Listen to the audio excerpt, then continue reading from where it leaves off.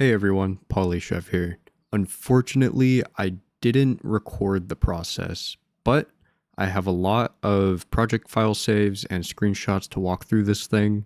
After that, I'll show you myself using the model to make the last wallpaper in the Faction Themes Renders pack. Now, if you're here, I'm assuming you've seen the Marathon 2025 cinematic directed by the Love, Death, and Robots animator Alberto Mielgo. If you haven't, you should go watch it right now and come back because it is a work of art all within its own right. But if you look at the game and then look at the cinematic, you might notice there's some differences. In fact, the design for Vandal, or as she was known at the time, Glitch, is a lot different in the cinematic than in the game. But generally, it's just artistic interpretation on the design. The game one came first. A lot of people prefer the game design. You might prefer the cinematic design, but you can't have it. Unlike the game model, which game rippers can take straight out of the game and set up for anyone to use in all sorts of ways. The cinematic model here is locked away on Bungie's servers or Alberto's team's computers, whichever the case. It's not in the game, and that's what matters. So that's why I spent 3 months making it from scratch with no game assets used at all. And this wasn't even the goal when I started the project, I'm serious. So how did I get here? Well, for the past 2 years, I'd competed in every major Pwnisher 3D community challenge that happens every 6 months, where thousands of 3D artists from around the world compete to make a short animation within a month. So when the last one started in February with the theme of a music visualizer, my first thought was, oh, sweet, I don't even have to do a character for this one, because music is more abstract. So the first thing I did was to make a character. But on top of that, I didn't even get started until a week late after. I lost a week at the start.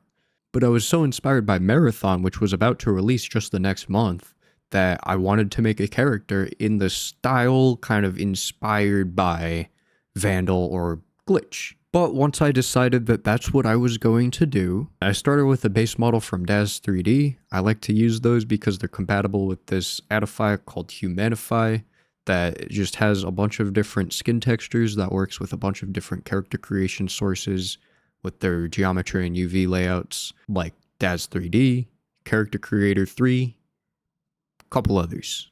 I also used the IdleEye add-on to make easy eyes, and I noticed pretty early on the skin texture, so that was one of the first things I started trying to do while I was trying to do the sculpting to make the face look more like Glitch. There's been some artists in the Marathon community using it to great effect. And the skin color stuff I had going on early on, that didn't stick around. I made the hair with Blender's integrated hair curve system. There's different hair objects for each section, and I got the chopped, blocky look by using the braid modifier and essentially just unbraiding it.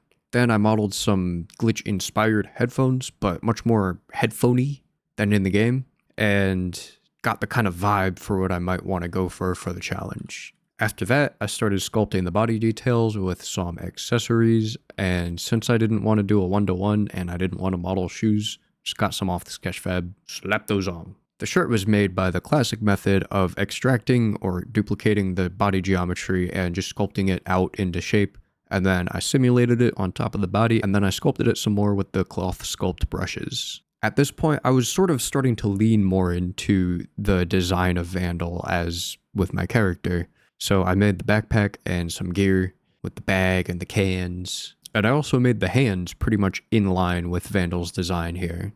And once that was in a pretty good place, I was UV unwrapping the model for a couple days. There's 7 material sets, so that's 7 texture sets that I had to account for. And I took it into Substance Painter and started texturing the first pass.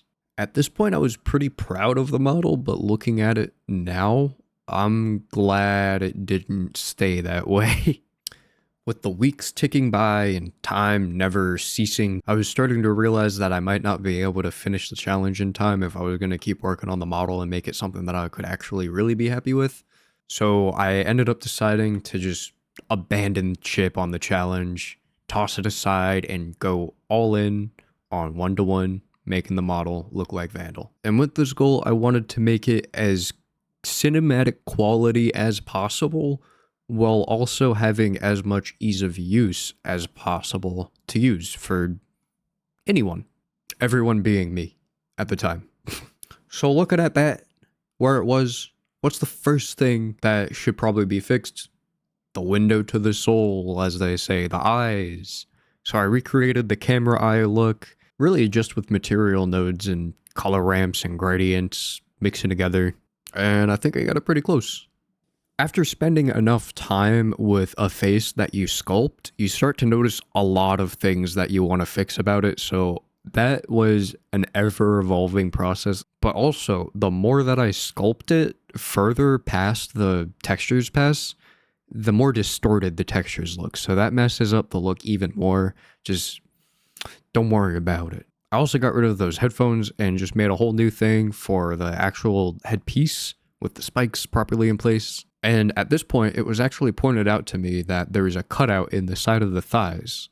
And I was like, oh my god, of course. How could I have missed that? So I got into X-ray mode and lined up some edges and deleted the edges on the outside of the edges that I lined up on the front and back of the thighs. And then I bridged the gap just with a bridge edge loops tool and subdivided it a couple more times. I also fixed the backpack straps to make them more accurate, and I moved the accessories to the side to make texturing easier. But by some miracle, someone in the Marathon Model Ripping Discord found actual behind the scenes shots of the actual cinematic of the actual model, untextured and unposed. Wow. So I was able to use that to get the model to look a lot closer to the actual thing. So after a while bit of more sculpting and a while bit of more putting off the shoes, I finally decided to get around to those shoes. I used the game model as reference and, of course, all the shots in the cinematic that I had. Also, fun fact, I learned that the armor on her torso is called a plate carrier while I was modeling it. So I modeled that, and that was modeled. And next up was the back sleeve tube, wind tube things. I made those just by putting some cylinders on the back and extruding and rotating them to have a curve that goes into the backpack. And then I sculpted it with the cloth sculpt brushes. And that was pretty much it for that. I don't know why I forgot to mention it in the script, but I had redone the hands at this point too. And last thing for the model before going on to texturing again was the forehead camera. So I made that really quick, really simple. But with the new models in place, I had to redo the UVs again. So after some time doing that and checking to make sure it's right and optimizing them to get the most resolution out of the texture space, I could finally go on to texturing again. So on the second pass, with full accuracy in mind, I really dialed in on analyzing the trailer and getting every detail in that I could. Deciphering the unfocused shots of the decals on the gauntlets and the bottom of the shoes, finding just the right frame for the bag thing and all the cans, and getting all the angles I could on those to maybe get a full 360. Not really, but like I filled in the gaps where I had to.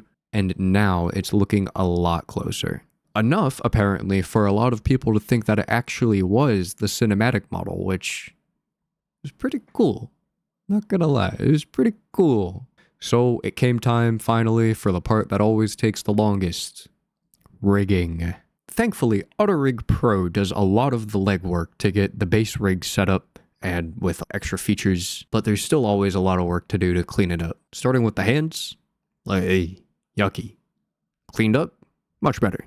Had to make sure the bones are in the right positions and clean up any rogue weighting from bones that shouldn't have any weight on the fingers that they aren't inside of, and just in general, the weighting. And then the legs/hips, that was just a tug of war between the weights and the different bones to get it to look anywhere close to acceptable. The face had a decent amount to clean up on the cheeks, eyelids, eyebrows, and forehead, but the mouth took some time longer than the rest.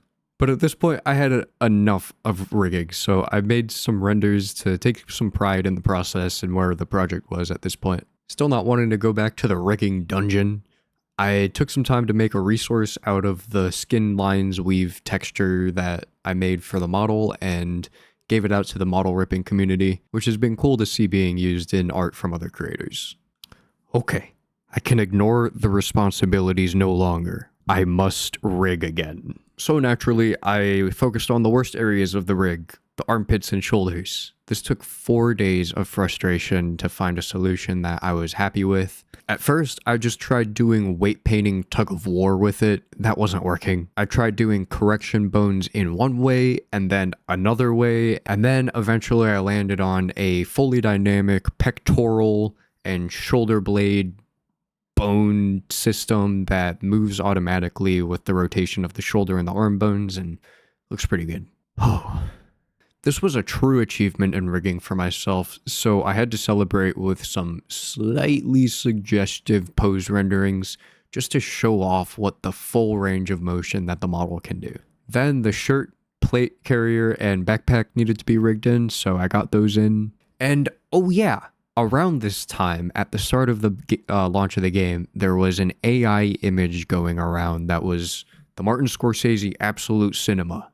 But it was AI referencing the cinematic model of Glitch. And as soon as I got to this point, I said, I have to kick it out of the community. So I made a render that replaces that, and I've barely ever seen it ever since. Awesome, guys. A lot to be proud of at this point in the process. And at this point, I made some custom controllers for the cans in the bag, with making sure the bag has the same pivot point as where it was rotating from in the cinematic too. Then I stepped into making some bone physics for the first time with some damp track constraints going down some bone chains on the back wind sleeves that makes it move automatically when the model moves, but it's still posable and it doesn't really get affected by it. It doesn't have gravity. As I got more into the complicated rigging, I realized it was time to get the arm cannon to actually be usable inside the rig. This part took a couple days to figure out in itself, so I'll go into a little bit of depth here. So what I did was I duplicated the forearm to have a top and bottom bone, and then I duplicated the hand bones across the palm, and each first knuckle bone on each of the fingers to make a bottom layer of the hand. Like that. And then the bottom layer is parented to the bottom forearm, and the main hand layer is parented to the top layer of the forearm.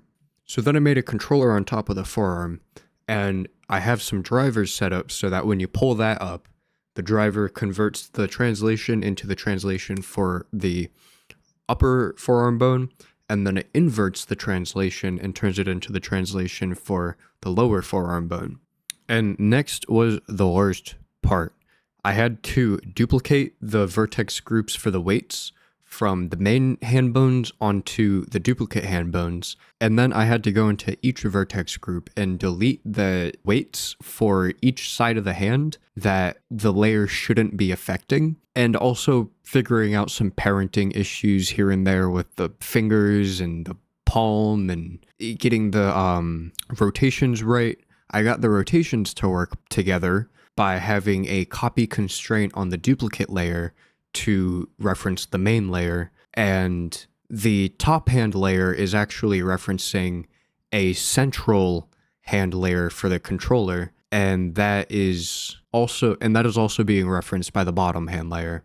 But the bottom hand layer also has a controller on the palm so that you can rotate that down, and that's what controls the separate rotations for the different hand layers so it can actually flare open. And the reason I did it this way with the controller that you have to use to open the actual palm, I just wanted to have full control for any pose that any artist might want to do with the hand in any creative way, instead of just making a single controller that does the whole opening sequence. Then I was pretty happy with how it came out. I needed a break from rigging at this point, so I made some shape key drivers that morph the eye into the square shape and drives some emission sliders and hue saturation sliders in the materials to make the eyes turn into the game style eyes, just as a fun little extra function that came in pretty handy later. But with the arm and hand split fully working now, It only felt natural to move on to making the arm cannon inside the arm. It was a little tough to figure out the actual shape of the arm cannon with how little we see of it, and it's definitely different from the in-game model, but I did end up taking some inspiration from the game model for the inside part of it. I put the rigs on separate armatures from the main rig just to keep the main rig from getting too cluttered, but those armatures are parented to the original forearm bones on the respective arms. I also made a charge lip / blast effect built into the rig because why not? And believe it or not, I did a third pass for texturing. This was to clean up the eyeliner shape, the eyeshadow, and especially the mask lines going around the bottom of the mask. They were still a little too thin compared to the cinematic and a little too close to the game model design.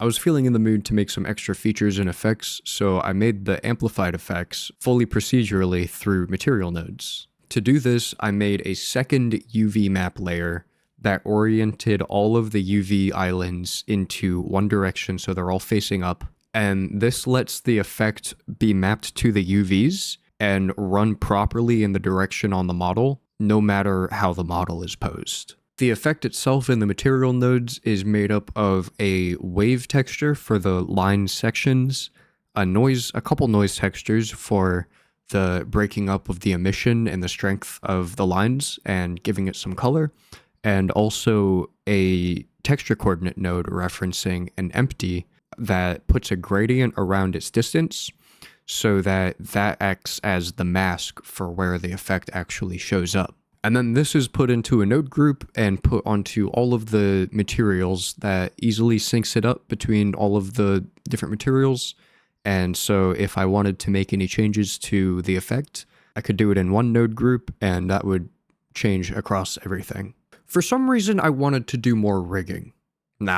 Really the knee clipping on the extreme knee bend posing was really bothering me because of how the thigh cutout just makes it so much more obvious of any clipping geometry. And I feel like it would have felt weird to make the thigh and calf squish too much, especially the thigh, because of the plastic design of the model. So my solution was to create a double knee joint, which is actually more accurate to how knees move in real life. So there you go. Small head.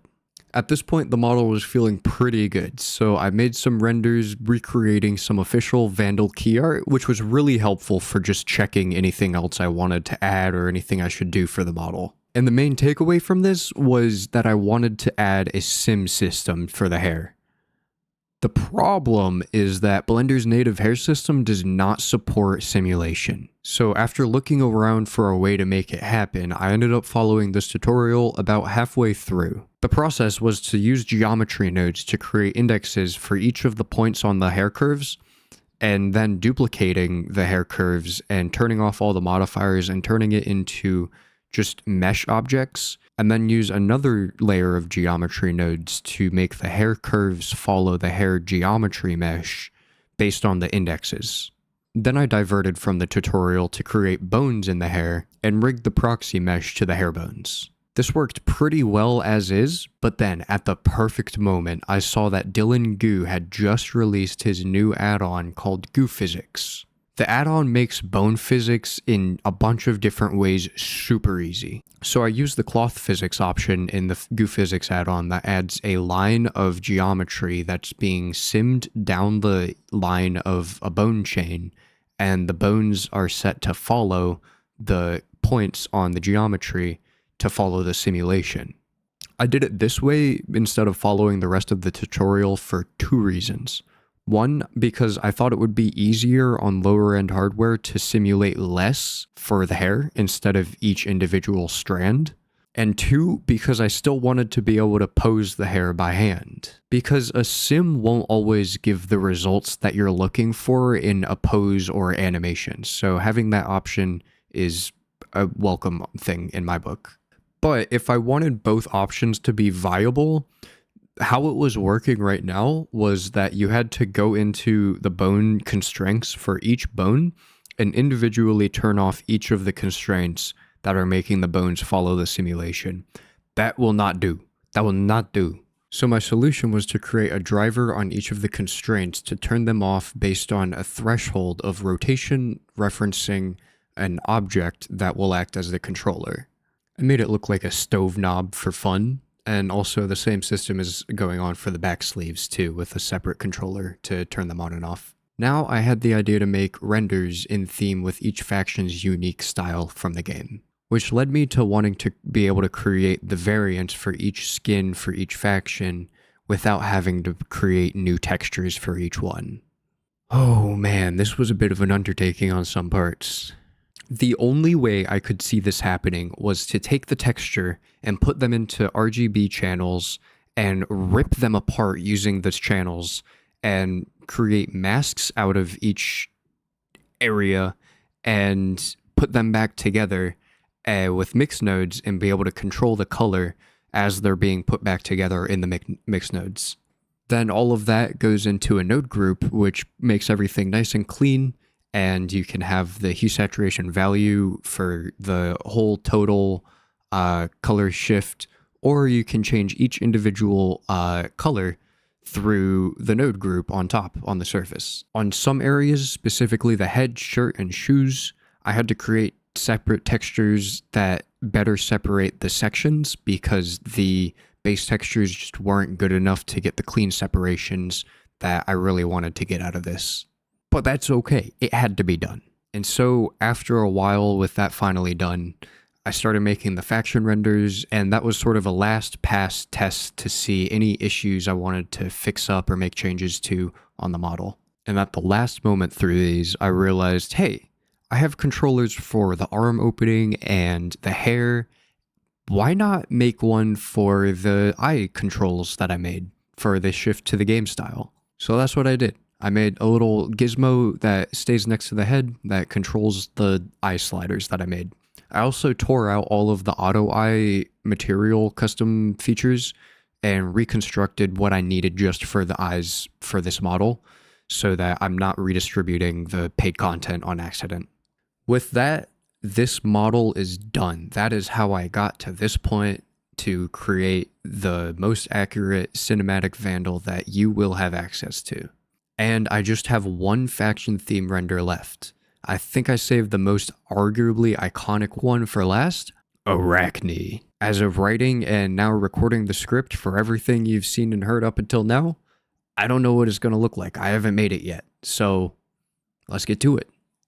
Alright, I've got my references right here. Just went through and took screenshots of each of the moments that I liked the most in the intro. Yeah, first things first, I'm going to recreate the color palette for the skin. But what I'm going to do is I'm going to go through each material, and there's not a group for the hair. We just got to change the top one and maybe the bottom one. And I'm going to do this in rendered mode because the hair can look very different in rendered mode. And then the headphones.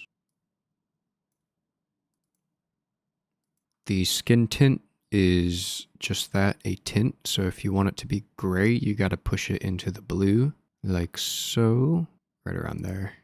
The mask stays white, but that would change the mask color. The brow, eyeshadow, gonna make that dark. Mouth, make it very dark. And then the forehead camera is a separate object, so you can just hide that and turn it off in the render on the side here. The shirt is primarily red, so base color, red, dark red. And change this to black. It can be gray. I'm just gonna darken all the values here. You won't see most of these because they're underneath the plate carrier, affecting the bear guy here, but still wanted to change it. We can make the plus red like that. The bag is black, do that, and make the accents white. Wait a second. This is what I'm talking about.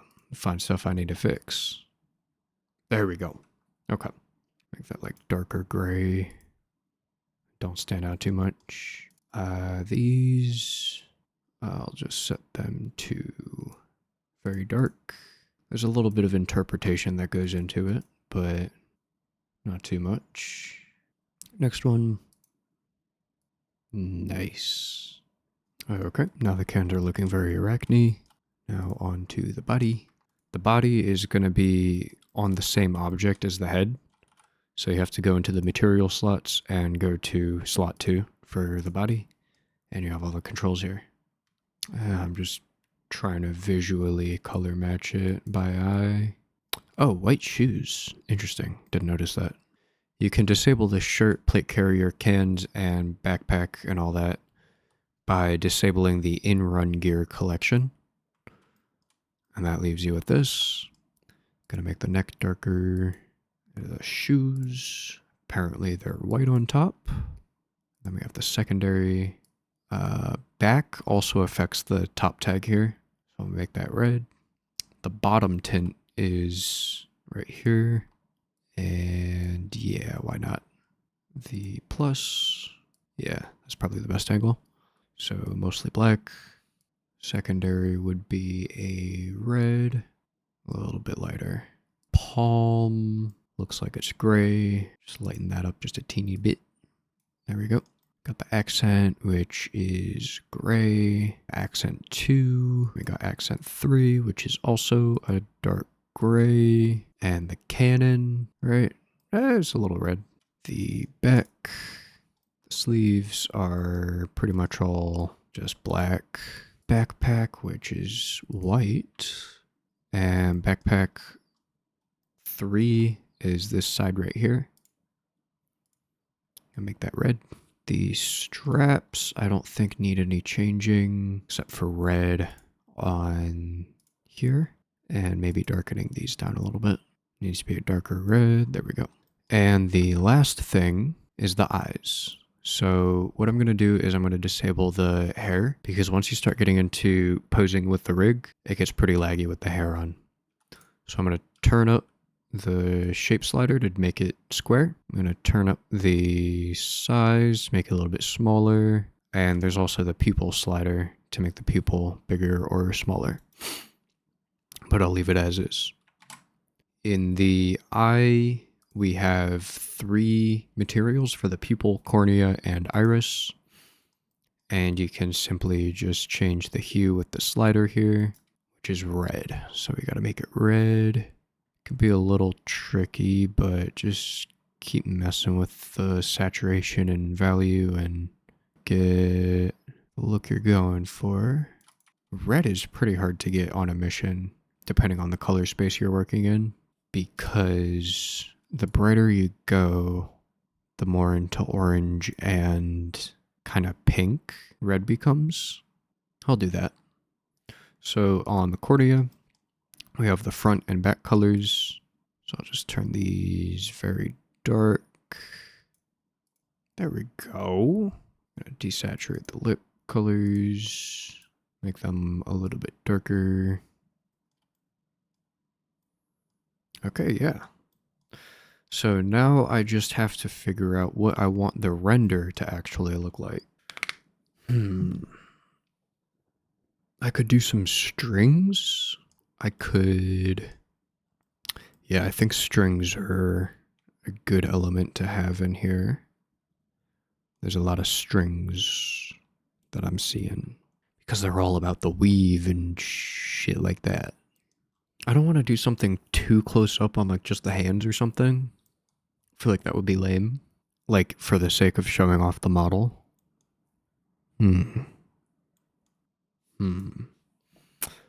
I have the achromatic knife in another project file. So I'm going to grab that real quick.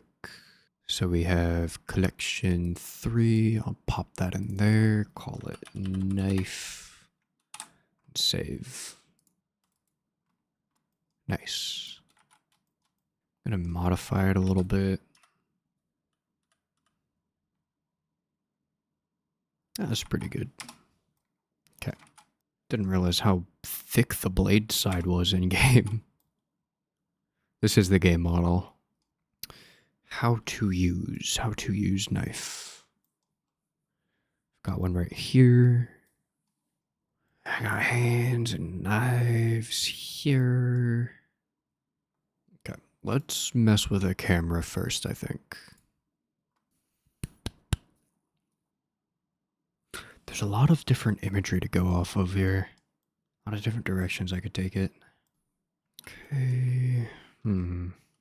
Maybe I take the composition of this one and turn off the hair.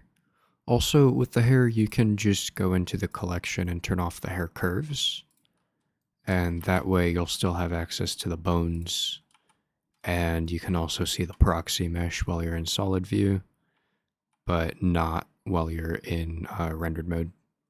Just gonna put our hands at our side. And there's this little controller on the back of each hand. You can scale it and it'll pose the hand into a fist. This is an AutoRig Pro feature that I love. So I like to use it to get a little bend in the fingers and then pose the hand from there. You can also scale the top knuckle controller to curl the individual finger. Gonna give the torso a little bit of a down curve and correct it with the bottom spine controller. Tilt the head down, rotate the neck forward. I have a feature on the neck where you can bend the body however which way, and the head will stay rotationally in place. So that's been very cool. If you have AutoRig Pro, then you can go into the bone properties here and change some sliders like this that affect stuff like that. There's things like that on the hands and the spine, I believe, the feet, stuff like that. I've set it up in a way that should be pretty nice for anyone to use.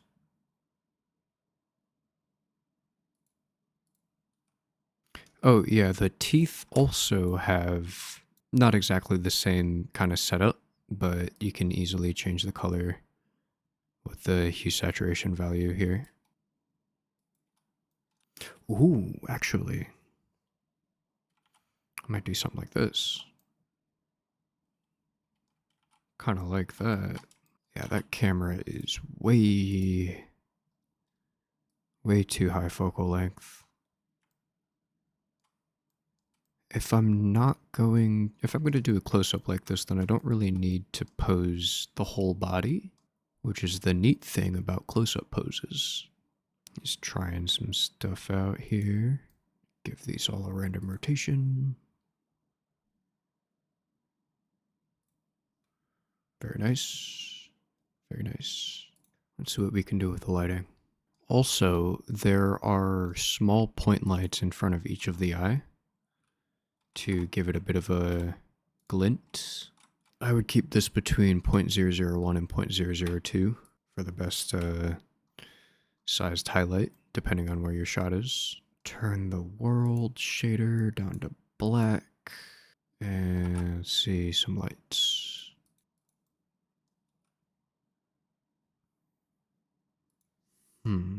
Something I like to do with when I'm lighting is set the 3D cursor to where I'm pointing the light at and set the rotation or pivot point to the 3D cursor.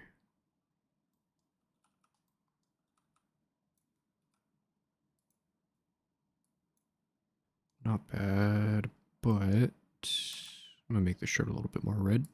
Not sure how I feel about this one. Ooh. Ooh, that's nice. That's nice. Even though it kind of breaks the aesthetic. I'm torn. Ooh, that's kind of cool. With her looking right at the knife. Okay, so what if I take another light and I use it to light up just the knives? Yeah, something ain't working the way I want it to. Oh, and remember to rotate the shoulders. That's very important. Oh, hand coming up to greet the knife. Of course. Ooh. I quite like that. Ooh, okay, this is starting to look good now. Okay, I'm gonna add some strings. And to do that, I'm gonna make a bunch of curves, give them a bit of depth. So I'm gonna put these all around the place. Okay, still some work to do on the material. I would wager. Need something more. This ain't quite doing it for me. Kind of breaking a little bit of the design aesthetic, but I really like the red fog. That just works so well, I feel like, for the shot. Oh, yeah, and I'll show you guys the amplified effects right here. So it's this empty that will look like this if you reset the transform on it. You can do some really cool things with this. It's also set up to animate according to the timeline. So you can move the timeline and get different looks for the effect as it animates.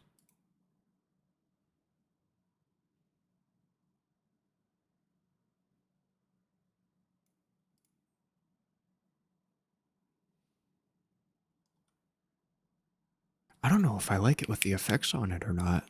More like, gotta play around with the lighting a little bit more. This is looking pretty good. I feel like there's something missing. People would be happy with this. But me, I feel like something's not there.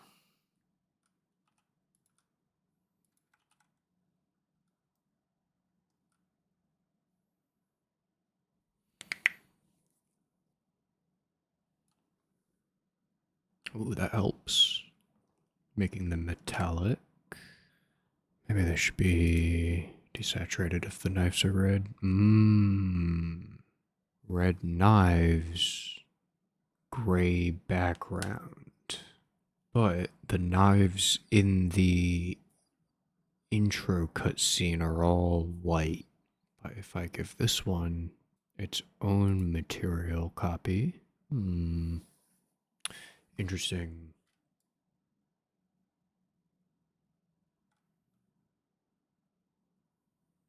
Yeah, I think I'm gonna do the amplified effects.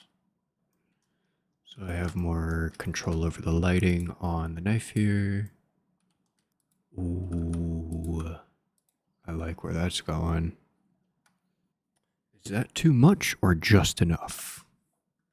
Another one of these lights, but linked to glitch. Very low intensity. Something you can do with the iLook controller is set it to 0 here if you have AutoRig Pro, I believe. Oh, no, never mind. Not that. What you do is go to Tool, Snap Target, and that will make it so if you rotate the head, then the eye target stays in place. Yep, I like this. I think this is going to be the render. Very good. So I'm going to render this in 8K at 256, maybe, 256. And I'm going to let this render, and yeah. Okay, obviously recording this a lot later, but here is the final render for the Arachne theme render. You can find the whole faction renders theme pack on my Gumroad. You can also find the Vandal cinematic model that I've made here over the past 3 months, also on my Gumroad for free. And for those of you who made it to the end, I have a little something special for you. I also released the Marathon Skin Weave Lines shader node group that I made, also as its own thing on my Gumroad. So go get out there, take this shit, and make some cool shit. Forgot to mention that I also have credits for each of the artists that I use to highlight the game model instead of using in-game screenshots in the description. Show me what you make with this. I want to see the cool shit that you all make. This is what I live for, to make and see cool shit. Yeah.